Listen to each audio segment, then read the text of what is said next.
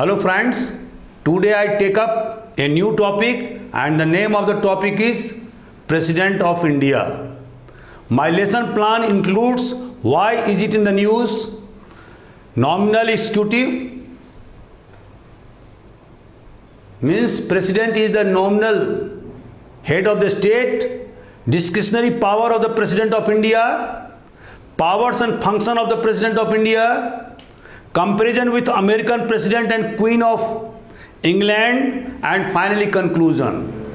So friends, I shall stick under these points to cover my topic. Now let us start the proceedings. Friends, as you know that on 18th July, election will be held for new president and the votes will be counted on 21st July because the tenure of the incumbent president ends on 25th July 2022. So both the ruling party headed by NDA and opposition party headed by UPA fielded their candidate for the election of president. The nominee of NDA is Srimati Draupadi Murmu, who hails from Odisha and is a tribal woman. If elected, she will be the first tribal leader as the President of India. Similarly, UPA fielded its candidate Yashwant Sinha, who was an ex-IS officer and ex-Union Foreign Affairs Minister and Finance Minister, and he hails from Jharkhand. No whip can be issued in the presidential election and therefore anti-defection law cannot be attracted. Election is conducted through a secret ballot, and friends, as you know that presidential election is conducted on the basis of proportional representation by single transferable vote. And in this election, all the elected members of Lok Sabha and Rajya Sabha, state legislatures and union territory legislature participate. No nominated members participate in the presidential election as you find in the election of vice president.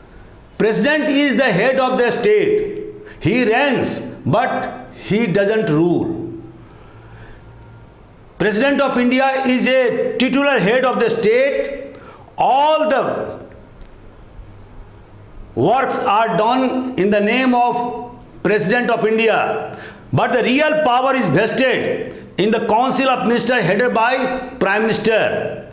Ours is a parliamentary form of government, and its specific character is that the real executive is responsible to the lower house of the parliament, and as long as real executive, I mean Council of Ministers, enjoys the majority in the Lok Sabha or lower house of the parliament, it can remain in power. In the presidential form of government, president is all in all and all power is vested in the president. And one of the finest examples of presidential form of government is the presidential form of government of America. In America, the real executive is the President of America. He is the Commander-in-Chief of the Army. He is head of the executive and he is not dependent upon Congress. So, American system acts on the principle of separation of power, while Indian model acts on the principle of fusion of power. The position of Indian president is similar to the king or the queen of England. President of India is the symbol of the nation. He is the head of the state but doesn't rule or govern the state. He is bound by the advice of the Council of Ministers, but American president can dismiss his secretaries, ministers at his sweet will. But Indian president can't do this as long as Council of Ministers enjoys majority in the House of Lower House or Lok Sabha. By the 42nd Amendment, President is now bound by the advice of the Council of Ministers headed by the Prime Minister, and by the 44th Amendment brought by the Janata government in 1978, the President can require Council of Ministers to reconsider such advice. However, he shall act in accordance with advice tendered after such reconsideration. Discretionary power of the President of India. Although now President of India has become the nominal head of the state, he doesn't rule the country, although all the executive works are done in the name of the President, but there are certain discretionary powers of the President of India. These are appointment of Prime Minister when no party got majority after the general election. Secondly, when the PM dies suddenly and there is no unanimity among the leaders of the ruling party to nominate prime ministerial candidate. Dismissal of Council of Ministers when it cannot prove the confidence in Lok Sabha. Dissolution of Lok Sabha if the Council of Ministers has lost its majority. President has power to exercise pocket veto where neither he ratifies nor rejects nor returns the bill but simply keeps the bill pending for an indefinite period. And here he has got absolute pocket veto. And his power is more than that of the power enjoyed by American president, where American president can keep a bill passed by the Congress for only 10 days. And if he doesn't send back the bill, then Congress, the both houses of Congress will pass by 2/3 majority, and if passed successfully, then it will be deemed to have passed the bill without the signature of the President of America. But in our case, there is no time frame limit for President of India. And one of the finest example is the Post Office Amendment Bill kept pending by the then President of India, Gyani Jail Singh, in 1986 when Rajiv Gandhi was the Prime Minister of India. In matters relating to Constitutional Amendment Bill and Money Bill, President has no power of suspensive veto or pocket veto.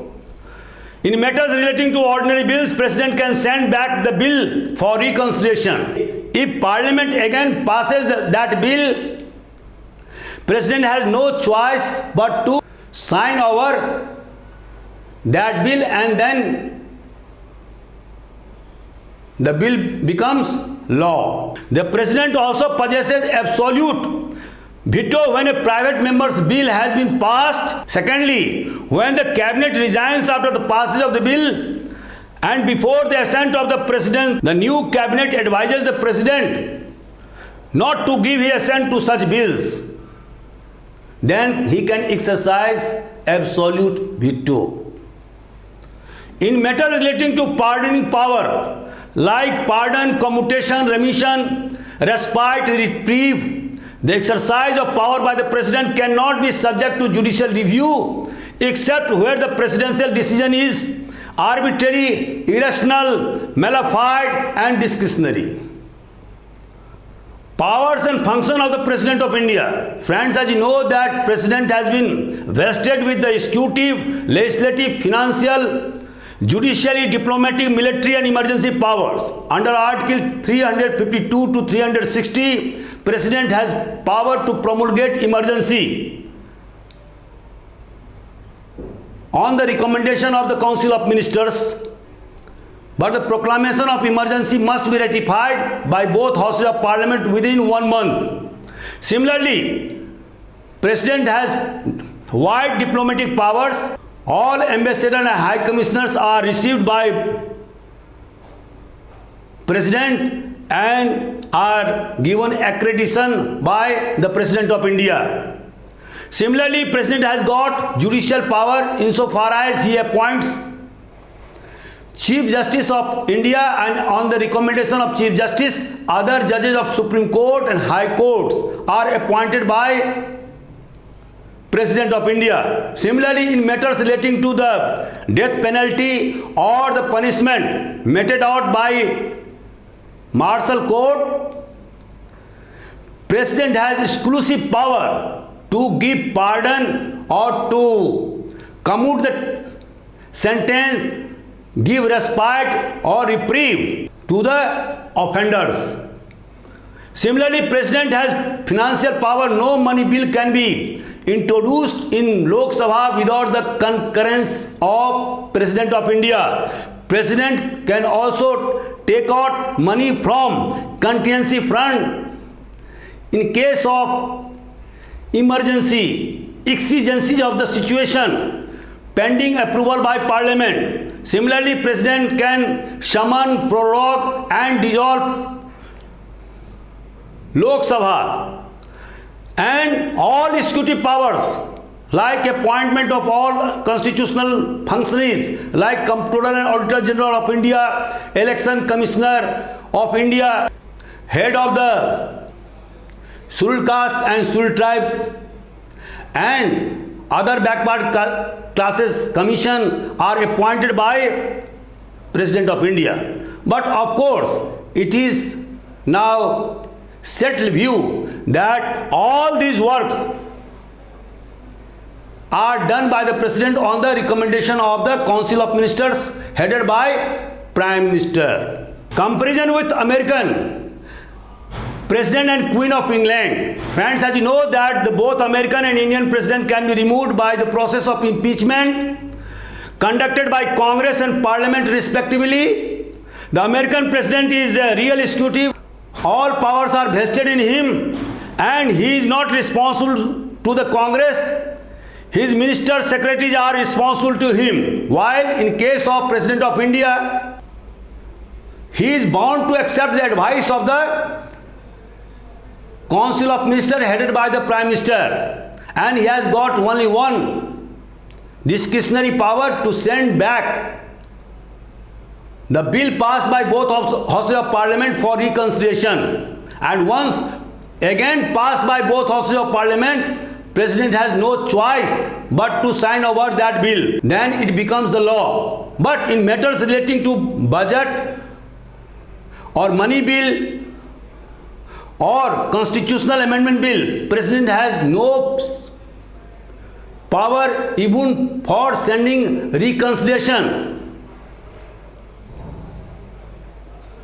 So President of India is now nominal head of the state. American system is based upon the separation of power, while the Indian system is based upon the fusion of power.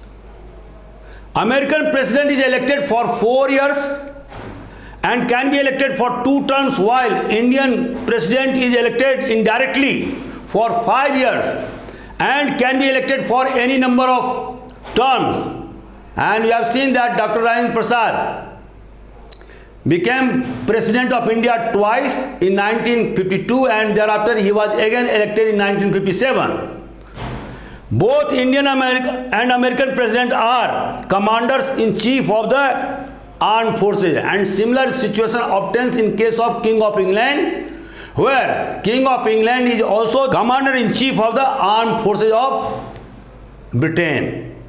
British Queen / King is hereditary head of the state. He is the constitutional head of the government. He reigns but doesn't rule. And after 1700 AD, no king or queen ever returned the bill passed by House of Lords and House of Commons for reconsideration.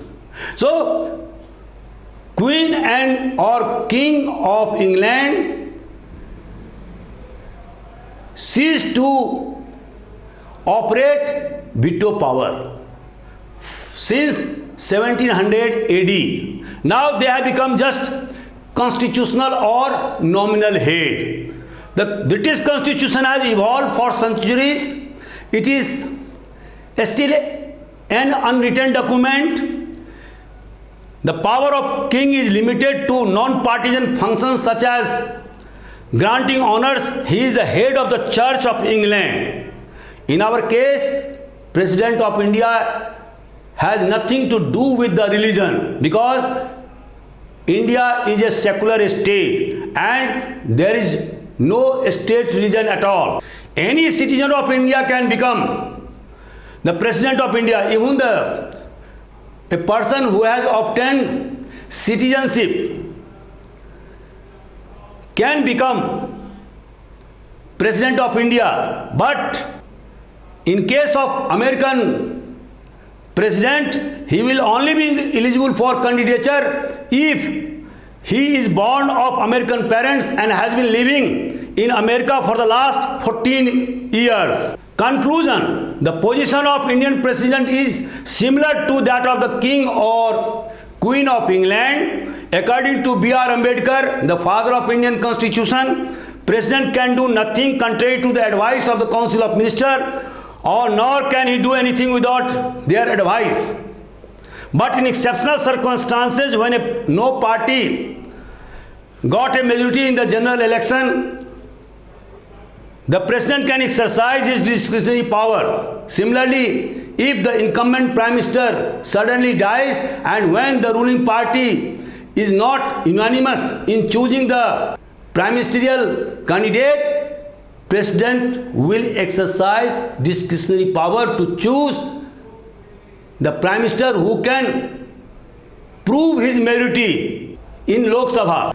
Friends, now I wind up my lecture. If you like my channel or this lecture, please share and subscribe AJIS Academy, which is a free channel meant for a student preparing for UPSC examinations. Thank you very much.